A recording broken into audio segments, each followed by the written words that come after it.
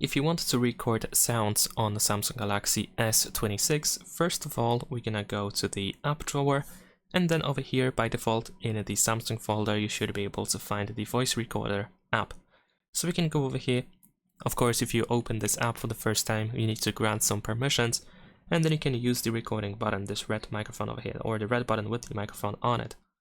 And then you might be asked to allow the app to send you notifications, which you actually should agree to do so, and you should be able to start recording yourself. You can also add marks over here in the meantime while you are recording. You can pause at any point, you can rewind and, for example, start recording on that selected part, or you can play immediately before you move on.